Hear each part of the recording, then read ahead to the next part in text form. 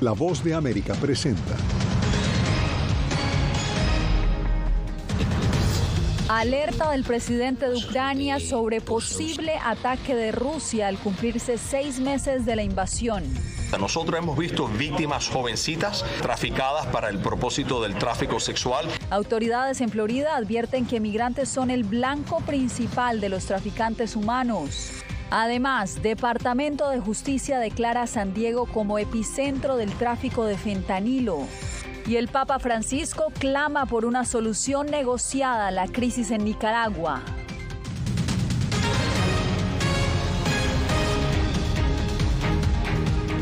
Feliz inicio de semana, les saluda Yasmín López. Ucrania conmemora esta semana 31 años de la independencia del dominio soviético, justamente cuando se cumplen 6 meses de la invasión rusa. El presidente ucraniano Volodymyr Zelensky alertó que el gobierno ruso podría hacer algo cruel en los próximos días. Hacemos contacto con Jorge Agobián, quien nos tiene los pormenores. Jorge, adelante con la información. Yasmín, desde Washington, una de las principales preocupaciones es la posibilidad de un nuevo ataque cerca o a la planta nuclear, una de las más importantes en Ucrania. Desde aquí, incluso el presidente Joe Biden se reunió con algunos de los líderes de la OTAN para hablar sobre este tema. Lo mismo hicieron desde Naciones Unidas este lunes los líderes del mundo. Hoy hablaron también de la necesidad de un diálogo y de que no haya una nueva intromisión o un ataque a plantas nucleares en Ucrania. Esto fue parte de lo que dijeron durante esta jornada. El gobierno ucraniano reportó nuevos ataques aéreos rusos este lunes cerca de una importante planta nuclear en el sur de Ucrania. Mientras el presidente ucraniano advirtió de posibles acciones rusas, cuando Ucrania se prepara para conmemorar el aniversario de su independencia, el miércoles, a la par de 6 meses del inicio de la guerra. Debemos ser conscientes de que esta semana Rusia puede intentar hacer algo particularmente repugnante, algo cruel, como lo es nuestro enemigo. Entre las acciones, alertó más tarde sobre el posible procesamiento de soldados ucranianos capturados en Mariupol. Si se lleva a cabo este despreciable juicio, si se trae a nuestro pueblo a este escenario en violación de todos los acuerdos, de todas las normas internacionales, si hay abuso, esta será una línea en la cual cualquier negociación es imposible. Rusia se aislará de las negociaciones. El domingo, la Casa Blanca reportó una llamada entre el presidente Biden y líderes de Francia, Alemania y Reino Unido. Los líderes abogaron por la necesidad de evitar operaciones militares cerca de la planta nuclear de Zaporizhia, indicó la vocera del presidente Biden. Rusia, por su parte, acusó este lunes a los servicios de espionaje ucranianos de planear el asesinato de la hija de un destacado nacionalista ruso, considerado por algunos como el cerebro del presidente Vladimir Putin. La mujer de 29 años murió el sábado cuando detonó un explosivo en su camioneta. El domingo, un asesor del presidente ucraniano negó cualquier participación en el asesinato. Aquí desde Washington, en el Departamento de Estado, reprocharon y también dieron sus condolencias a la pérdida de esta mujer en Rusia, pero también dijeron que no debe ser una razón para intensificar el conflicto en los próximos días. Yasmín. Le agradezco, Jorge Agobián, informando desde Washington.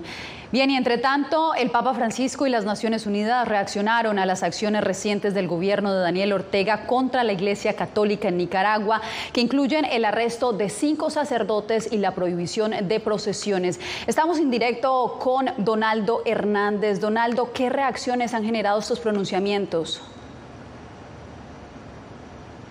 Yasmín, la postura del Papa Francisco y de otras organizaciones como las Naciones Unidas han provocado reacciones a favor y en contra, debido a que si bien los nicaragüenses saben que la única salida a la crisis sociopolítica es un diálogo, consideran que el mandatario nicaragüense no tiene voluntad, debido a que los principales líderes de la oposición están bajo arrestos y la Iglesia Católica es considerada golpista.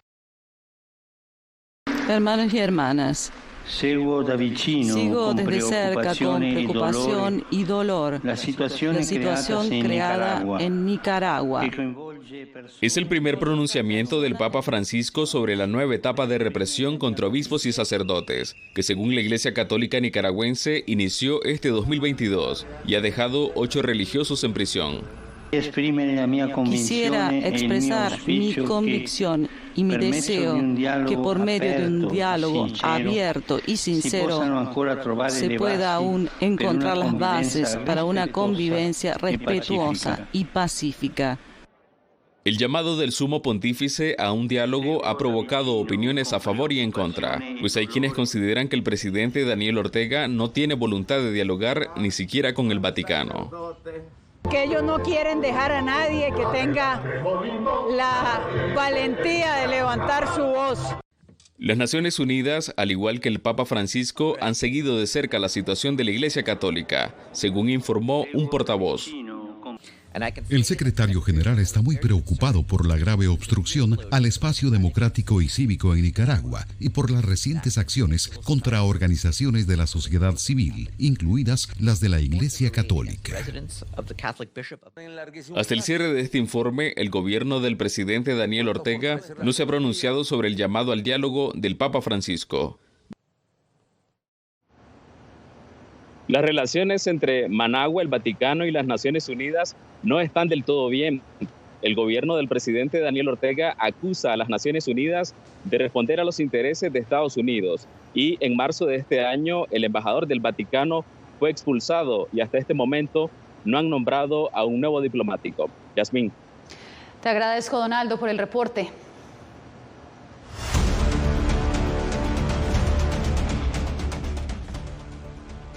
41 migrantes cubanos fueron detenidos en el estado de Florida este domingo, según informó el jefe de la patrulla fronteriza Walter Slosar. Los migrantes fueron interceptados en 2 embarcaciones diferentes. 31 de ellos tocaron tierra en los Cayos Marquesas y otros 10 llegaron a la costa en Isla Morada. Las detenciones ocurrieron mientras Estados Unidos identifica un éxodo masivo de cubanos que salen de la isla argumentando dificultades económicas. El Departamento de Seguridad Nacional de Estados Unidos advierte sobre el peligro inminente que enfrentan migrantes en todo el mundo debido a que ahora son los objetivos principales de las bandas criminales. El tráfico de personas es un flagelo que mantiene en constante alerta a las autoridades en todo el mundo.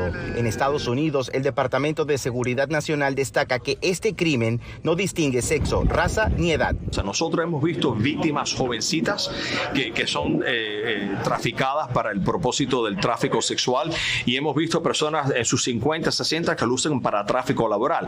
También existe la servitud doméstica, que es el caso donde una persona está trabajando en casa, pero no trabaja las 8 horas que tiene que trabajar, lo tienen trabajando más, no le pagan. Néstor Iglesias, vocero de la Oficina de Investigaciones del Departamento de Seguridad Nacional en Miami, dijo a Voz de América que los inmigrantes sin estatus se convierten en principal blanco de las bandas organizadas de este crimen sin fronteras. Destacó que esas víctimas pueden convertirse en denunciantes sin temor a ser deportadas. Las víctimas obviamente tienen protección. Nosotros no vamos a deportar a un individuo. O sea, Homeland Security Investigations no deporta a nadie. Homeland Security Investigations lo que va a hacer, va a investigar al individuo, inclusivamente le va a dar estatus para protegerlos, para que puedan testificar contra el traficante. Durante el año fiscal 2021, esta agencia federal contabilizó 2.360 arrestos por este delito. El periodo anterior registró 1.746. El sur de Florida es uno de los lugares con mayor incidencia notable en tráfico de personas, de acuerdo con las autoridades federales. José Pernalete, Voz de América, Miami. Y justamente migrantes adultos que llegan sin familia a la frontera sur de Estados Unidos le contaron a Víctor Castillo sobre las dificultades que enfrentan para ingresar y recibir asistencia en los albergues. Y si yo tengo 3 meses, 17 días aquí esperando, 2 meses la gente se va y yo estoy aquí. Desesperación, ansiedad, cansancio, hambre y sed. Son comunes para centenares de migrantes solos y mayores de edad. Y todo el camión que pasa y ya todo lo tiene aquí. Dime por qué. Dime, yo quiero saber por qué. Porque, y cuando tú lo pedí un poquitito agua adentro, no le doy para escuchar a tu hija. ¿Por qué? Llegan a la frontera con la intención de ir a Estados Unidos, pero las personas solteras, así como los que viajan solos y los mayores de edad, se consideran los menos afortunados por no poder ingresar a un albergue. Uno puede comer un día y otro día no. Yo estoy sufriendo aquí, no encuentro nada de trabajo. No bañarse bien, no comemos bien. Este hombre ha esperado un mes viviendo a la intemperie, afuera de un albergue, tratando de ingresar. 68 años. ¿68? Así es. ¿De dónde es usted? De Honduras. 1.500 viviendo en la calle. Sí, por ejemplo. Casi más. Posiblemente más. Sí, más. Tiene 3 semanas pidiendo entrada. Sí. ¿Y qué es lo que le dicen? Que está muy lleno y que tenemos que esperar. La mayoría de los albergues en la frontera están al tope de su capacidad, mayormente hospedando a unidades familiares, y quienes brindan esta ayuda tienen razones al dar prioridad a las familias. El espacio se mantiene pues exclusivo para una persona, pues una carpa y pues tener una persona en lugar de tener a 4 o 5, entonces eso reduciría bastante el espacio para otros. Están tan cerca pero tan lejos. Viven a solo unos metros del Río Grande, pero decidieron no cruzar la frontera para no arriesgar a sus vidas ni exponerse a una posible deportación. Víctor Castillo, Voz de América, McAllen, Texas. La ciudad fronteriza de San Diego fue catalogada por el Departamento de Justicia como epicentro del contrabando de fentanilo. La droga sintética, cuyo tráfico y consumo ha crecido exponencialmente, ha dejado miles de muertes por sobredosis en Estados Unidos. La garita de Mesa de Otay en San Diego es una de las localidades por donde ingresó más de la mitad del fentanilo confiscado en Estados Unidos. El Distrito Sur de California y sus 6 garitas internacionales son el epicentro del contrabando de fentanilo. El fentanilo es un derivado sintético del opio, cuyo tráfico y consumo creció exponencialmente en los últimos 5 años en Estados Unidos. Según la Agencia de Aduanas y Protección Fronteriza, de las casi 8.500 libras de fentanilo decomisadas en todo el país en el presente año fiscal, más de 5.000 las detectaron en el extremo oeste de la frontera, en los condados de San Diego e Imperial. 95% de quienes intentan esconderlo pegado a su cuerpo o metido en sus cavidades son ciudadanos estadounidenses. Y aunque el problema mayor del lado mexicano es el tráfico, su consumo aumenta y con ello las muertes por sobredosis, pues los vendedores mezclan la sustancia con drogas como la heroína. La China White es muy parecida a la cocaína y entonces la China White, que sabemos a través de otros estudios que ya hemos hecho que está contaminada con fentanilo, puede ser la causante de esta sobredosis. Diversas agencias anunciaron una lucha frontal ante esta crisis. A los cárteles mexicanos, a los contrabandistas y a los vendedores callejeros en nuestra comunidad les decimos que su futuro será una celda en una prisión federal. Próximamente colocarán en las garitas anuncios advirtiendo a los contrabandistas que si alguien muere por sobredosis de fentanilo, el vendedor de esa droga enfrentará una pena mínima de 20 años de prisión. Vicente Calderón, Voz de América, Tijuana, México. Con el agua hasta el cuello amanecieron decenas de residentes de Dallas, Texas, debido a las fuertes lluvias que se registraron el fin de semana. Según meteorólogos, en la noche de este domingo cayeron aproximadamente 18 centímetros de lluvia, es decir, lo que se registra generalmente durante 3 meses de verano.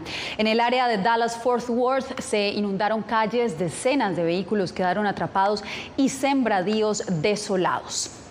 Usted quédese porque cuando regresemos, comerciantes en Ecuador se capacitan para llegar al mercado estadounidense.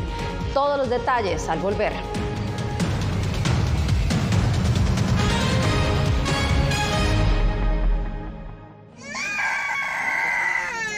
They are scared. Some of them lost their houses during bombardments. Si quieres conocer más de estas historias, conéctate en Boa Plus con Alas que Ayudan y viaja con la Voz de América en el avión que un piloto argentino puso a disposición de más de 1.000 ucranianos, con niños, mujeres y personas con enfermedades que escaparon de su país, que huyeron de la guerra en busca de refugio hasta que lograron reparar sus alas rotas.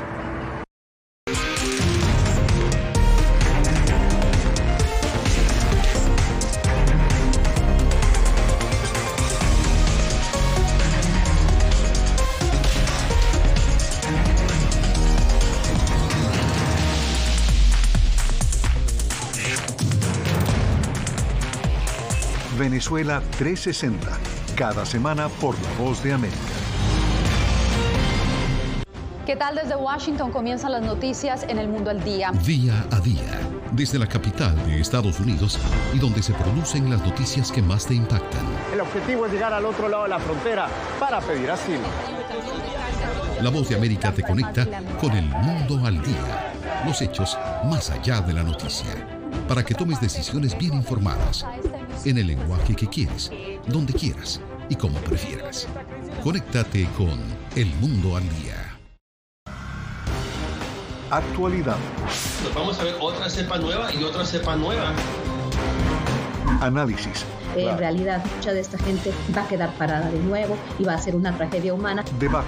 Dejen la obsesión. La obsesión la tienen ustedes. Con la información más allá de los titulares. El tema energético es algo que se está analizando. La inflación es un problema global. 30 y 50 metros están ya las tropas. Su respuesta, doctor. Todas las semanas por La Voz de América.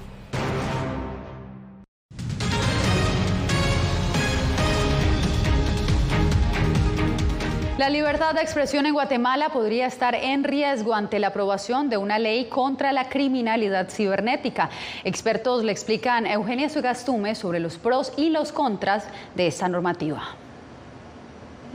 En Guatemala hay controversia después de la aprobación de la Ley de Prevención y Protección contra la Ciberdelincuencia, que establece sanciones contra quienes incurran en actividades ilícitas realizadas a través de sistemas informáticos y que tienen como objeto lesionar bienes jurídicos personales, patrimoniales o informáticos de la víctima. La gran mayoría de delitos que se producen hoy en el mundo están directamente relacionados con la ciberdelincuencia. Pero, según el analista e investigador César Sigüenza, la normativa debe ser replanteada. La ley per se yo la calificaría como insuficiente en términos propiamente de ciberseguridad. Con esto coincide Francisco Quesada del Centro de Investigaciones Económicas Nacionales. A su juicio, la redacción debe ser más precisa. Es una ley bastante amplia, una ley con una redacción muy precisa. Otro punto que genera controversia se centra en el artículo 19 de la legislación que establece el acoso por medios cibernéticos, un punto en el que debate el riesgo o no que la ley representa para la libre emisión del pensamiento. Se puede de alguna manera vulnerar la libre expresión del pensamiento. No estamos para tener disposiciones que atenten contra la libertad de expresión, la libertad de prensa o la democracia. Aunque la ley fue aprobada en el Congreso, para que entre en vigencia debe tener el visto bueno del presidente de la República. Eugenia Sagastume, Voz de América, Guatemala. Pequeños y medianos empresarios ecuatorianos participan en un programa de capacitación con la meta de acceder al mercado estadounidense. Desde Quito, Néstor Aguilera nos informa. Mónica Tumbaco es una joven empresaria de la ciudad ecuatoriana de Ambato que desde hace un par de años exporta a Estados Unidos fajas que produce en su planta. Explica que gracias a las herramientas recibidas a través de un programa de exportación, ha consolidado su negocio y genera empleo local directo para 45 personas. Si lo comparamos cómo empezamos ahora, 3 veces más, del 300%. Sí, en la empresa representa casi un 15 al 20% de las exportaciones. Mónica participó en el programa Autopista a Estados Unidos, una iniciativa de la Cámara de Comercio Ecuatoriano-Americana y otros socios que busca conectar a emprendedores locales con el mercado norteamericano. Según el gremio, el 80% de los errores a la hora de exportar se debe a desconocimiento. Funciona a través de 4 etapas: capacitación, evaluación del producto, generación de un plan comercial y rueda de negocios en ese país. Actualmente Estados Unidos nos compra el 0.2% de lo que compra del mundo.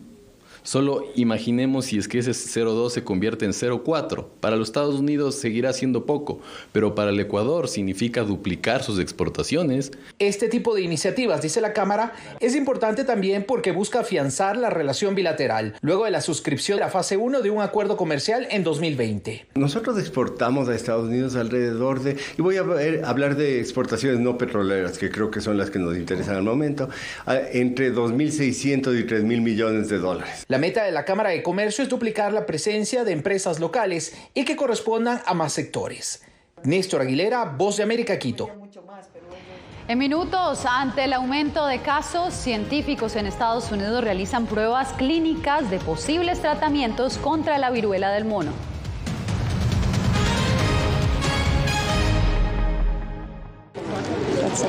Es increíble. No encuentro palabras para explicar esto. No solamente que no tienen casa, han perdido a sus familias, pero han perdido a su país. Los pasos de su travesía, sus motivaciones y sueños.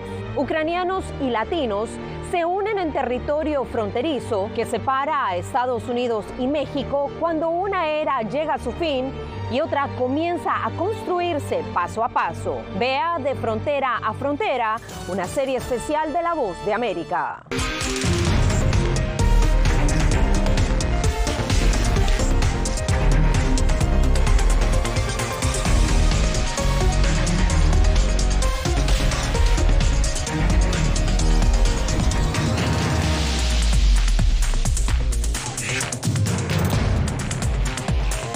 Venezuela 360, cada semana por La Voz de América. ¿Qué tal? Desde Washington comienzan las noticias en El Mundo al Día. Día a día, desde la capital de Estados Unidos y donde se producen las noticias que más te impactan. El objetivo es llegar al otro lado de la frontera para pedir asilo.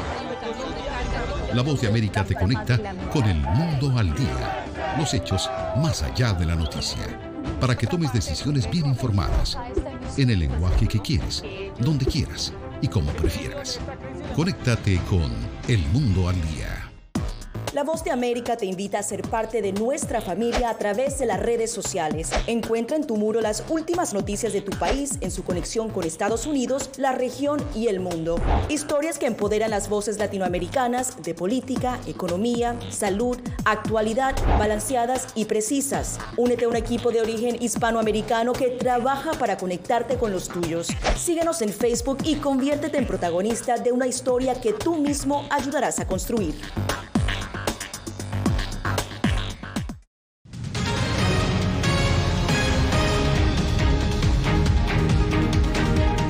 Mientras los casos de viruela del mono siguen en ascenso en todo el mundo, en Estados Unidos se realizan pruebas clínicas de 4 tratamientos alternativos contra el virus. Adriana Arévalo nos trae el informe. A nivel global, los Centros para el Control y Prevención de Enfermedades, o CDC por sus siglas en inglés, reporta más de 40.000 casos de viruela del mono. Más de 14.000 se han identificado en Estados Unidos.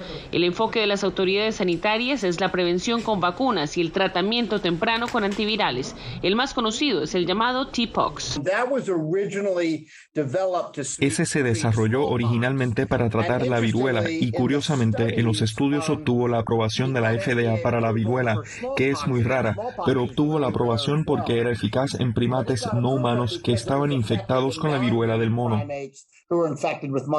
Mientras se comprueba la efectividad de todos los tratamientos en uso y se desarrollan nuevos únicamente para combatir la viruela del mono, médicos y especialistas piden a la comunidad que tome las precauciones necesarias para evitar el contagio y enfatizan en un punto clave: cualquier persona es susceptible de contraer el virus. Cualquier persona puede contagiarse. Desde los niños hasta las personas más adultas. Obviamente va a haber una población que va a estar mucho más expuesta, que son aquellos que tienen un sistema inmune débil. Estas personas están más propensas a presentar una infección mucho más severa. Evitar el contacto íntimo con pacientes de viruela del mono, mantener prácticas de aseo y desinfección estrictas y reportar síntomas en cuanto estos aparecen a su doctor de cabecera son las recomendaciones básicas que los expertos recomiendan seguir de cerca. Adriana Arévalo, Voz de América, Las Vegas. Hay alerta en Venezuela sobre la posible reaparición de enfermedades que ya habían sido erradicadas. Esto debido a la escasez de vacunas. Adriana Núñez Rabascal nos cuenta de qué se trata.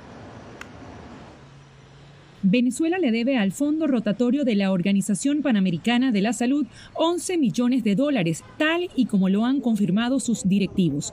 Esa deuda le impide acceder a vacunas a bajos precios. Que para este año que estamos transcurriendo no hay vacuna para los niños venezolanos. Las pocas vacunas que hay son la bivalente viral, que es sarampión y rubiola, que la está donando OPS y la UNICEF, y están donando la tercera dosis de OPV, que es la vacuna de polio oral. Pero tú no puedes poner, Adriana, la salud de un pueblo, en este caso el pueblo venezolano, en manos de donaciones. El gobierno de Venezuela ha dicho en varias oportunidades que la escasez de tratamientos médicos obedece a las sanciones económicas que pesan sobre sus funcionarios y al bloqueo de fondos en el exterior. Sin embargo, especialistas ven con preocupación que el programa de inmunizaciones excluya a numerosos venezolanos. Que estamos junto con Perú, República Dominicana y Panamá en alto riesgo de que aparezca la poliomielitis, que ellos tienen menos de 80% de porcentaje vacunal, nosotros tenemos 50.5%. La vacuna contra la diarrea aguda causada por el rotavirus fue retirada del esquema de vacunación. La vacuna contra las infecciones respiratorias severas, como es la neumonía, la neumococo, vacuna contra el neumococo, también fue retirada. Enfermedades como la difteria y el sarampión reaparecieron hace unos 5 años, precisamente por esta baja cobertura de vacunas, según los especialistas consultados.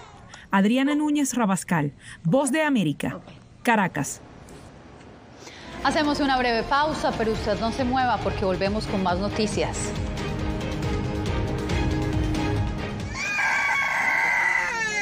They are scared. Some of them lost their houses during bombardments. Si quieres conocer más de estas historias, conéctate en Boa Plus con Alas que Ayudan y viaja con La Voz de América en el avión que un piloto argentino puso a disposición de más de 1000 ucranianos, con niños, mujeres y personas con enfermedades que escaparon de su país, que huyeron de la guerra en busca de refugio hasta que lograron reparar sus alas rotas.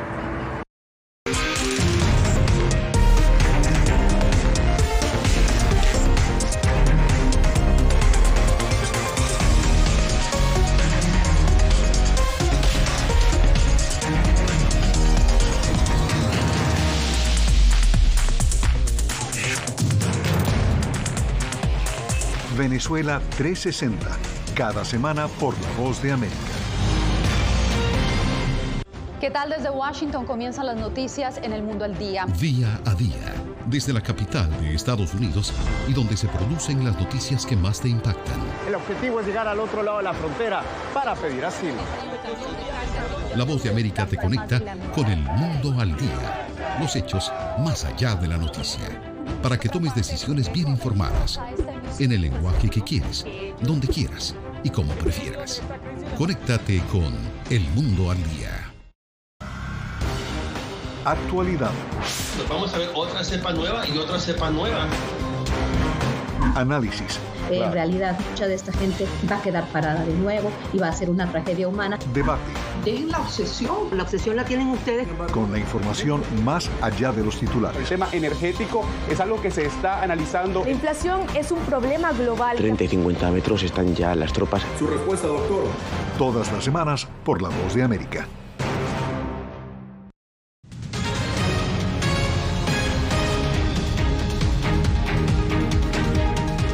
El gobierno de Gustavo Petro ordenó la apertura de la Plaza Núñez en Bogotá, un pasaje peatonal que conecta la residencia presidencial con el Congreso. El espacio permaneció cerrado durante 2 décadas por razones de seguridad. Karen Sánchez nos reporta. ¿Había escuchado hablar de la Plaza Núñez? Hasta el momento de la apertura con el mandato del señor presidente Gustavo Petro, no. No, la verdad no.